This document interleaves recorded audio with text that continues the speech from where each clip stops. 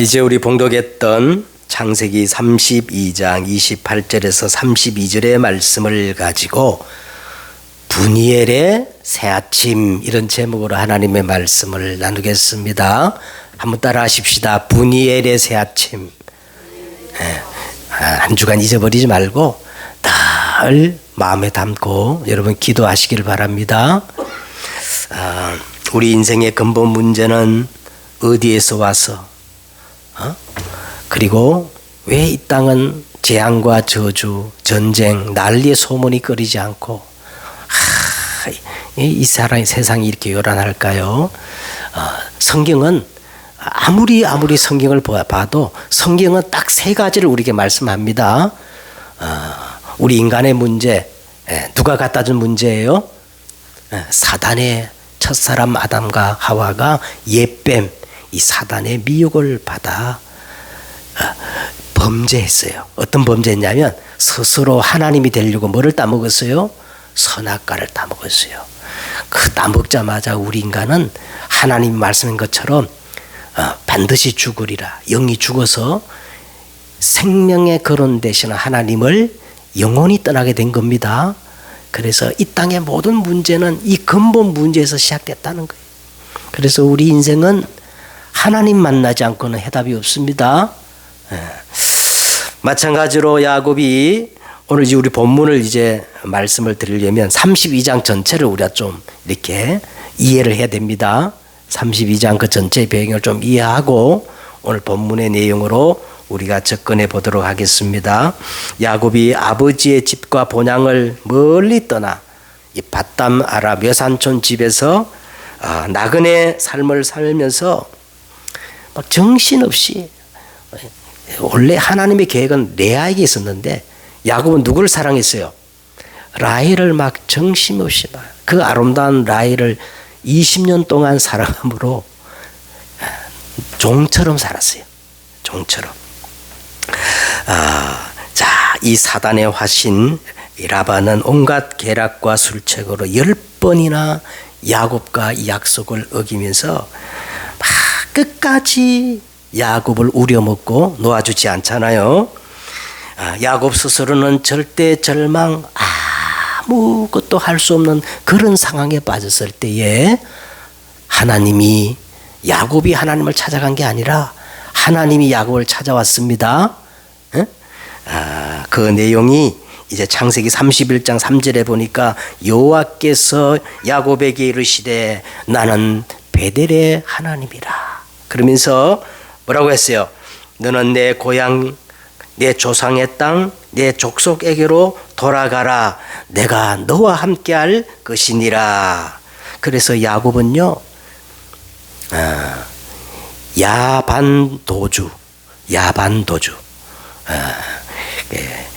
야반도주란 말을 좀 우리가 잘못 이해하고 있는데 밤중에 도망간다는 말도 있지만은 밤중에 동반해가지고 도망치는 걸 야반도주라 그럽니다.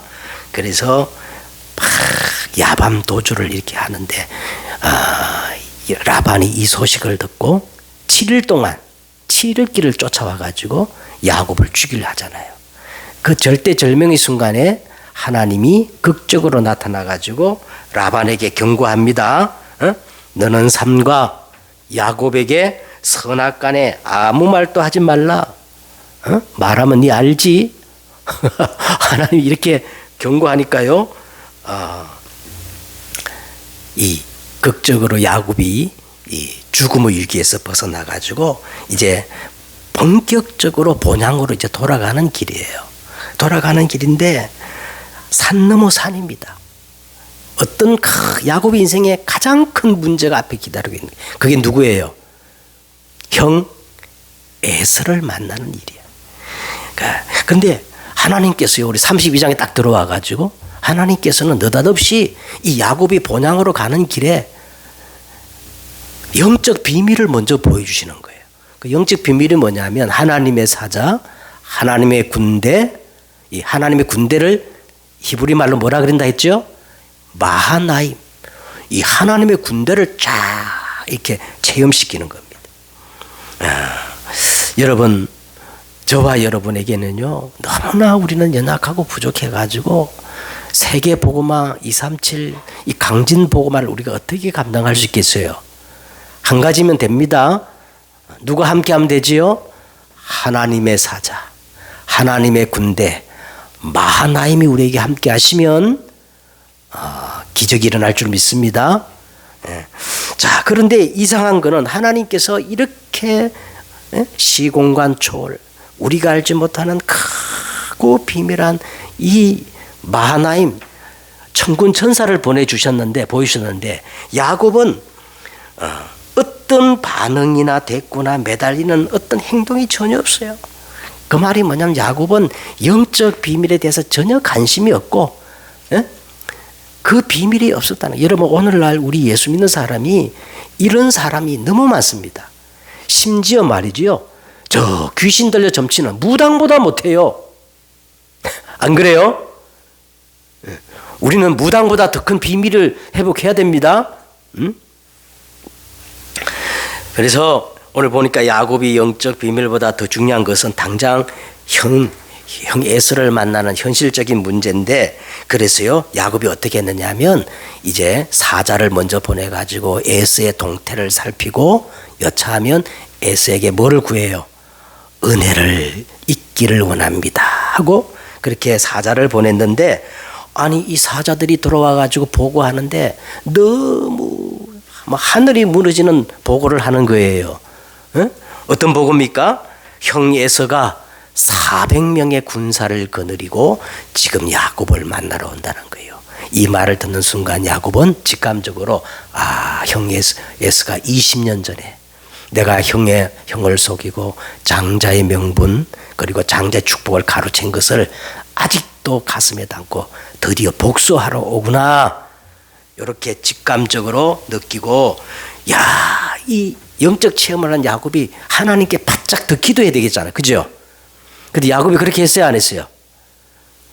기도하지 않고 야곱이 자기가 살아온 인생 경험, 수단, 방법 총동원해 가지고 대책을 다 마련합니다. 그래서 어떻게 했느냐면 자기의 무리를 두 때로 나누고, 자 이렇게 나눈 이유가 성경에 나오지요. 왜 두 때로 나눴어요? 형 에서가 400 군사를 거느리고 앞에 가는 한 때를 치면 뒤에 있던 한 때가 피하리라 하고 두 때를 나누고, 그때 이제 대책을 다 세워놓고 뭐 합니까? 이제 기도에 들어가는 거예요. 기도도 너무 잘해. 그런데 기도가 끝나자마자 야곱의 행동을 보면은 앞에 대책보다 더 치밀하게, 앞에서는 두 때로 나누는데 기도가 끝나자마자 몇 때로 나눠요? 네 때로 나눠. 네 때. 네 때로 나눠가지고 맨 뒤에는 제일 자기가 사랑하는 부인, 처자식들을 다 네 때를 나눠가지고 이제 이렇게 말합니다. 500마리의 이 에서에게 줄 예물을 준비해 놓고 이제 사람들에게 명령을 해요. 너희가 이제 간격을 두고 가는데 형 에서를 만나면 형 에서가 너희는 누구의 사람이며 어디로 가며 이 짐승들은 뭐냐고 물을 때에 우리는 야곱의 사람이며 이 짐승은 다 형 에서를 위해 야곱이 준비한 예물이고 우리 주인 야곱은 뒤에서 지금 따라오고 있습니다 하고 그렇게 말을 하는 거예요. 그래가지고 이 네 떼를 다 강을 건네가지고 보내놓고 자기는 건너지 않고 여차하면 도망가려고 이 야복 나루터에서 심히 두렵고 답답한 마음으로 고민 중에 있는 겁니다. 그래서 지난주에는 고민을 하는데 어떤 사람이요 툭 치며 시비를 걸면서 싸움을 걸어오는 거예요. 직감적으로 이 야곱이 어떻게 생각했냐면 누가 보낸 자객이다? 형 에서가 드디어 나를 먼저 죽이려고 보낸 자객이구나 하고, 여러분 그렇게 생각하면 어떻게 하겠어요? 죽을 힘을 다해가지고 막 맞붙어 싸우는 거야 그냥. 응? 죽을 힘을 다해서 막 싸우는 거예요. 근데 이 사람은 사실 사람이 아니고 누가 보낸 천사예요? 하나님이 보낸 천사였어. 그래서 이 천사가 날이 밤이 맞도록 야곱과 씨름하는데 이기지 못함을 보고 이 천사가 어떻게 했느냐. 야곱의 한도뼈를 그냥 쳐버린 거예요. 한도뼈는 뭐냐면 우리 허벅지 이 허리에 여기 관절 있잖아요. 여기를 그냥 쳐버린 겁니다. 그래서 허벅지 관절이 어긋나자 야곱은 이제 스스로 아무것도 할 수 없는 상태가 된 거야. 스스로 아무것도. 자, 이때 야곱이 어떻게 되느냐. 천사가 이르기를 날이 세려하니 나로 가게 하라 할 때 이때 그렇게 발부둥 치던 야곱이 깨어졌어요. 바뀌었어요. 발부둥 치는 이 야곱이 이제는 뭡니까? 하나님께 간절히 매달리는 그런 자세로 바뀌어진 겁니다. 어떻게 했어요? 당신이 내게 축복하지 아니하면 가게 하지 아니하겠나이다. 천사가 이르되 내 이름이 무엇이냐? 그가 이르되 야곱이 뭐라 그랬어요? 야곱이니이다. 이것이 지난주까지 우리 본문의 내용이었습니다. 다시 말하면 오늘 서론적으로 먼저 정리할 거는 내 이름이 뭐냐? 다 알면서도 왜 야곱임을 확인시키느냐 하면 지금까지 살아왔던 그 야곱의 인생을 되돌아보게 만드는 겁니다. 그래서 여러분 야곱이라는 이름의 뜻을 다 알지요? 야곱이라는 이름 뜻이 뭐예요? 남의 발꿈치를 붙잡았다 이 뜻이에요. 쉽게 말하면 발꿈치니까 봐. 지금까지 야곱은 자기 수단 방법 총동원 해가지고 발부둥 치며 살아온 인생이야. 발부둥 치는 인생, 발꿈치를 잡은 인생입니다. 그리고 지금까지 우리가 야곱의 행적을 보세요. 형을 속이고 야밤 도주했지요. 외삼촌 라반 몰래 또 야밤 도주했지요. 쉽게 말하면 야곱은 지금까지 어떤 인생이에요? 계속 도망치는 인생이야. 다 현실에 부딪혀서 그 현실 속에 하나님의 계획을 붙잡고 자기를 막 갱신시키는 그런 게 아니라 어떻게 하면 막 자꾸 현실을 도피하고 위장하고 포장하고 도망치는 그런 인생이었습니다. 그런데 베델에서 야곱이 하나님께 다 믿음을 고백하는데 서운하잖아요. 근데 그 믿음을 자세히 보면 전부 뭐냐? 조건적 믿음입니다. 하나님이 요렇게 해주면 내가 하나님께 10의 1조 드리고 요렇게 해주면 하나님께 내가 예배 드리겠습니다. 그래서 지금까지 보면 야곱이 신앙 고백하는 데 있어서 아브라함의 하나님, 내 아버지 하나님 이거 고백하지만 나의 하나님이라고 한 번도 고백한 적이 없어. 왜 고백 안 해요? 하나님이 요렇게 해주면 내가 하나님 믿겠다는 거예요. 그런 조건적 신앙 고백자였습니다. 마지막으로 더 중요한 거는요. 야곱이 누굴 사랑했어요? 레아를 사랑해가지고 정말 하나님의 자녀답게 살지 못하고 전부 종로로 산 거예요. 종으로 산 겁니다. 그래서 오늘 우리가 서론적으로 이 말씀을 우리가 정리하고 이제 본론으로 들어가겠습니다. 오늘 본론에 보니까 28절 이렇게 시작합니다. 이스라엘아 부를 것이니 이는 내가 하나님과 및 사람들과 기르어 이겼음이라 그랬어요. 그가 이르되 내 이름을 다시는 야곱이라 부를 것이 아니요. 이제 뭐라고 부를 것이다? 여러분 이건 너무너무 중요한 거예요. 그냥 듣지 마세요. 여러분 오늘 성경 그 이스라엘이라는 말 일자 있죠? 그 일자 그 밑에 풋노트 밑에 그 보충 설명해 보면 뭐라 그랬어요? 이스라엘이라는 뜻이 뭐지요? 하나님과 이스라엘이라는 뜻이 뭐라 그랬어요? 하나님과 겨루어 이김이라고 되어 있는데 사실 이 번역은 풀어서 번역한 것이 아니기 때문에 약간 오해 소지가 있어요. 그래서 원래 이스라엘이라는 말은 이 복합어입니다. 하나님이라는 뜻의 엘과 겨루어 이겼다. 더 강한 의미가 있어요.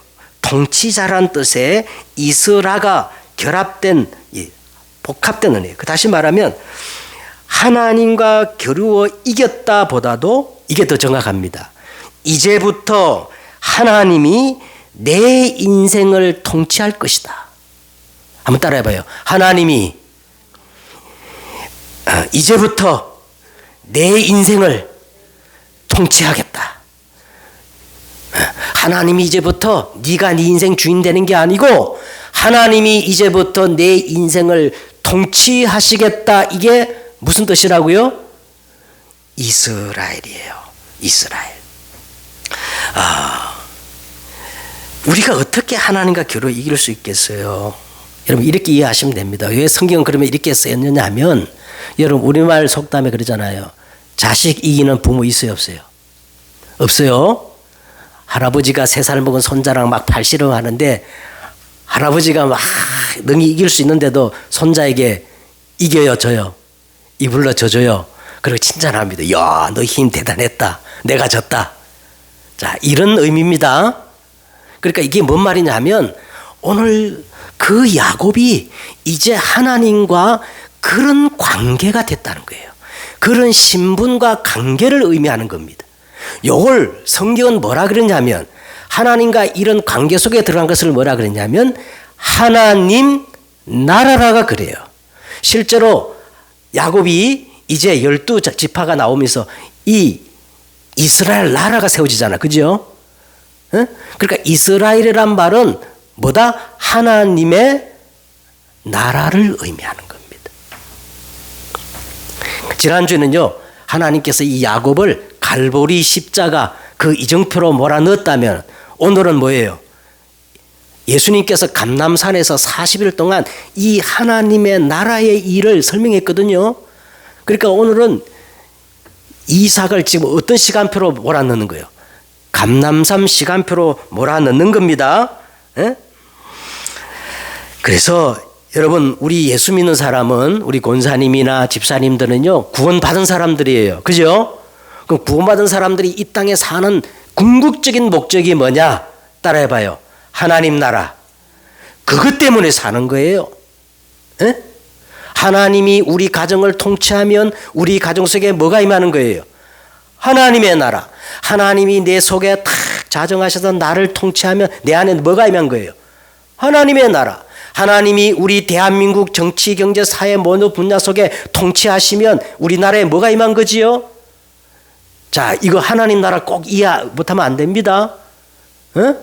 성경에는요 그리스도 단어 첫 번째 중요하고 그 다음에는 두 번째 중요한 게 뭐라고요?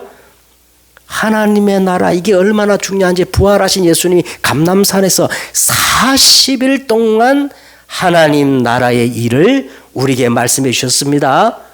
그래서 하나님의 나라는요 먼저 어떻게 임하느냐. 자, 첫째, 내 안에 임하는 하나님의 나라가 있어요. 내 안에 성경에 보니까 하나님의 나라는 볼 수 있게 임하는 것이 아니요 또 여기 있다 저기 있다고도 못하리니 하나님의 나라는 너희 안에 임하느니라. 하나님의 나라가 우리 안에 임하면 우리는요 운명이 바뀌어져요. 신분이 바뀌어져요. 할렐루야. 7가지 신분은 제가 2부 예배 때 말씀드릴게요. 그 다음에 하나님의 나라는 어디 임해야 되느냐 하면 사단이 지금 왕노릇하는 이 세상 속에 전도와 선교라는 이름으로 임하는 것이 하나님 나라입니다.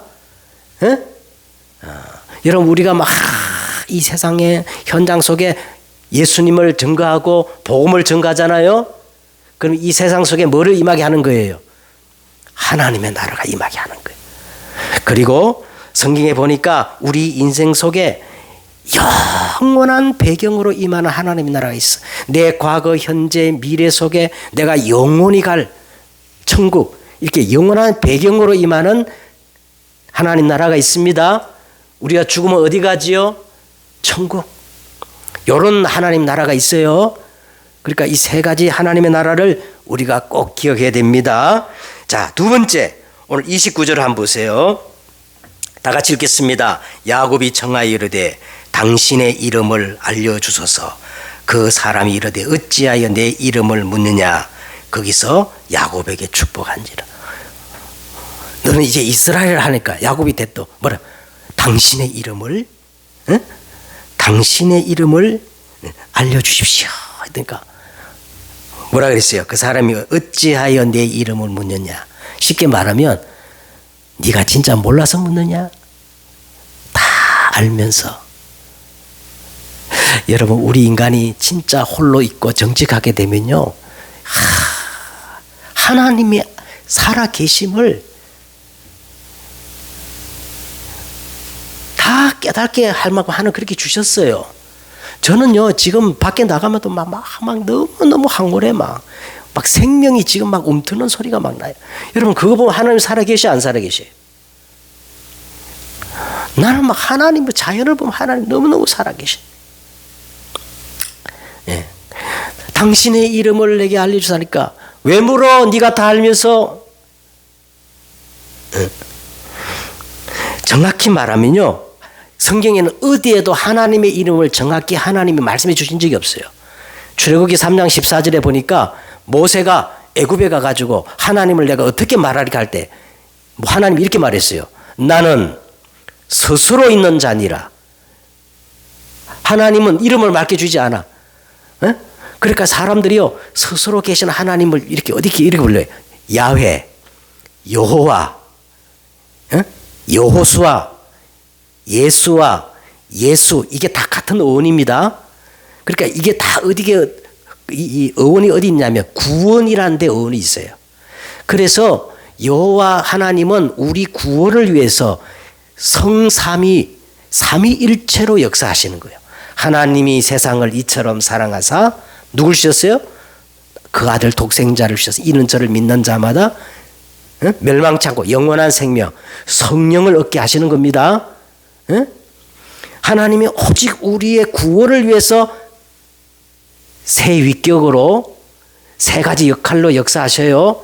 하나님은 한 분이신데 우리의 뭐를 위해서? 온전한 구원 사역을 위해서 그렇게 하나님이 세 가지로 역사하십니다. 우리 기독교의 가장 근본 진리는 성삼위 하나님입니다. 그래서 이 하나님의 이름, 예수 그리스도의 그 이름은 가장 위대하고 존귀한 이름이에요. 빌립보서 2장에 보니까요, 하늘에 있는 자들이나 땅에 있는 자들이나 땅 아래에 있는 자들의 모든 무릎을 그 앞에 꿇게 하시고 만립이 주라 신할 수밖에 없는 가장 존귀하고 위대한 이름이 누구라고? 예수 그리스도 이름입니다. 조만간에 여러분 우리 천국 가면 다 알게 돼요. 그 앞에, 그 예수 그리스도 앞에 석가도 공자도 마음베토도 어떤 영웅도 다 무릎을 꿇고 예수의 이름을 높일 줄 믿습니다. 그래서 사도행전 4장 12절에 보니까 다른 이로서는 구원을 얻을 수 없나니 천하 인간에게 구원 얻을 만한 다른 이름을 우리에게 주신 적이 있어요, 없어요? 없어요.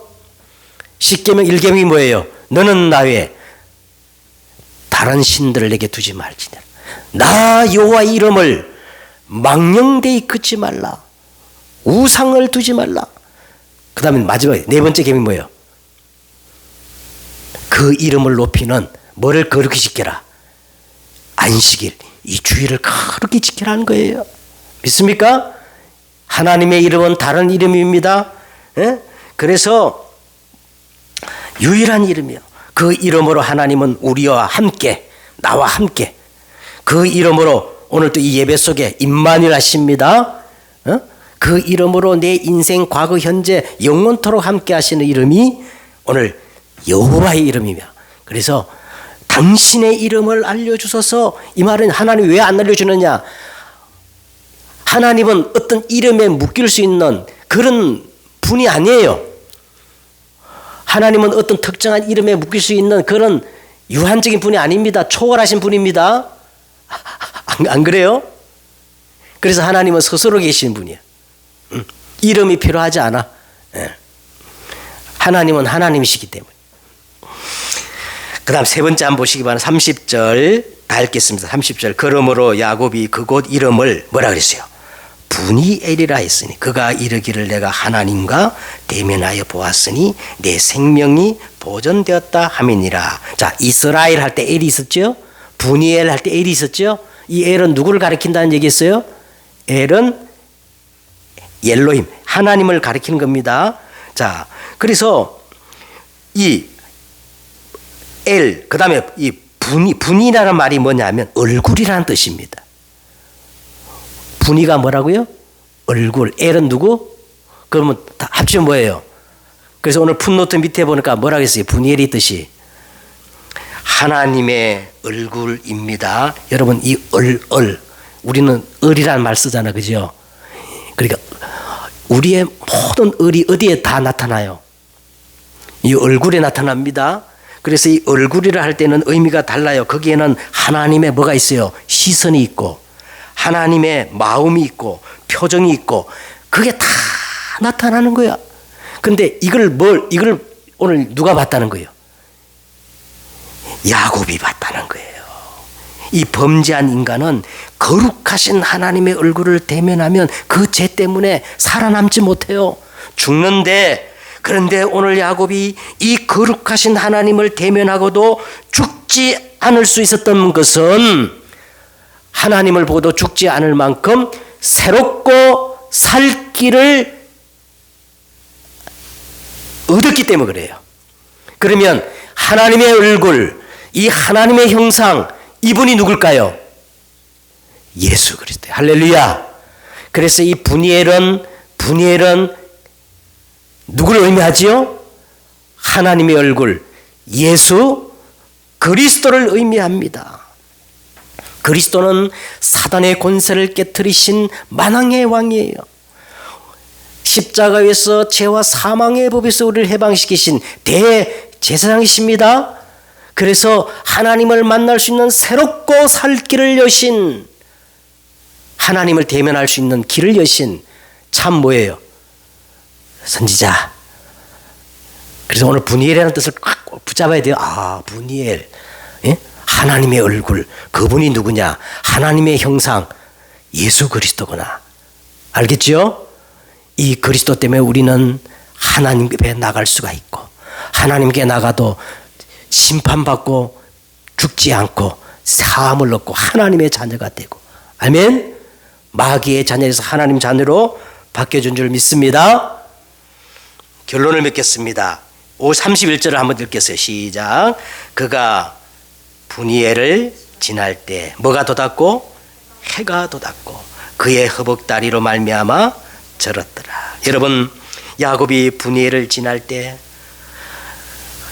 두렵고 답답했던 어두운 그 밤이 이제 물러가고, 여러분 한번 보세요. 이 성경 한 표현을 보세요.